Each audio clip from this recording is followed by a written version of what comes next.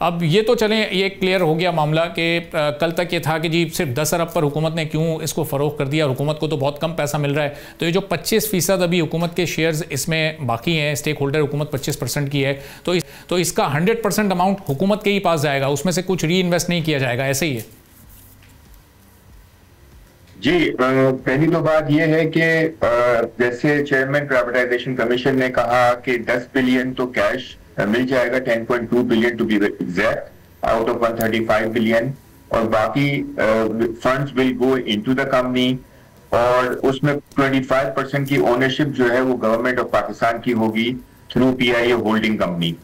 تو ظاہر ہے اس کی جو ویلیویشن ہے بالکل صحیح کری کہ 180 بلین کی ویلیویشن ہے، جس میں 45 بلین جو ہے وہ 25% بنتا ہے، تو 45 پلس 10 55 بلین کی جو ہے وہ ہو گئی. ادھر this 55 billion ultimately will be earned by government. اگر ہم سارا کا سارا 25% بھی اگر ہم اکوائر کر لیتے ہیں اور اگر ہم کنٹینیو کرتے ہیں تو وہ ویلیویشن ضرور ملے گی. جس طرح ہر چیز کی ایک ویلیویشن ہوتی ہے وہ گورنمنٹ کی ایک ویلیویشن رہے گی، بیکاز ابھی تو بک ویلیو جو ہے وہ صرف 8-9 بلین کی ہے، ٹھیک ہے نا. تو یہ ظاہر ہے.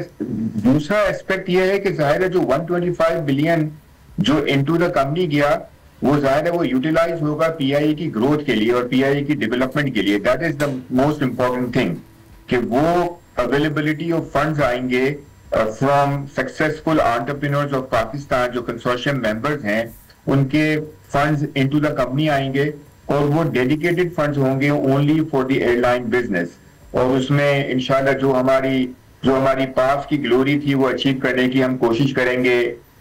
جو ابھی ہمارے 18 ایئر کرافٹ ہیں جو آپریشنل تو ہیں، اس میں بھی بہت زیادہ ایشوز ہیں، اس کے اوپر کیپکس کرنا پڑے گا کہ اس کو بھی ذرا ریوائو کیا جائے اور صحیح کیے جائیں تاکہ وہ فل یوٹیلائز ہو سکیں. اور اس کے علاوہ آہستہ آہستہ اور بھی جو سروسز کے معیار ہیں ان کو بہتر کیا جائے تاکہ الٹیمیٹلی ہماری جو ریپوٹیشن ہے اور ہمارا ٹرن اوور جو ہے وہ بڑھ جائے. اگر ابھی 250 بلین کا ہمارا ٹاپ لائن ہے اس کا، تو ہمارا پلان ہے کہ یہ انشاءاللہ کنسورشیم کا پلان ہے کہ اگلے چند سالوں میں یہ ڈبل جو ہے وہ ہو جائے، 3-4 سالوں میں انشاءاللہ ڈبل ہو جائے. ہمارے ایئر کرافٹ جو ہیں جو ابھی 18 آپریشنل ہیں وہ انشاءاللہ کچھ سالوں میں جو ہیں وہ اچھے خاصے 40-45 ہو جائیں 4-5 سال کے اندر. تو یہ ہمارے پلانز ہیں اور یہ انشاءاللہ ہو سکتا ہے ہم اس کی ایگزیکیوشن میں جو ہے وہ کنسورشیم ممبرز کے ساتھ مل کے، جتنے بھی اسٹیک ہولڈرز ہیں ان کے ساتھ مل کے ہم اور اس کو ریوائز اپ کر سکتے ہیں اور بہتر کر سکتے ہیں.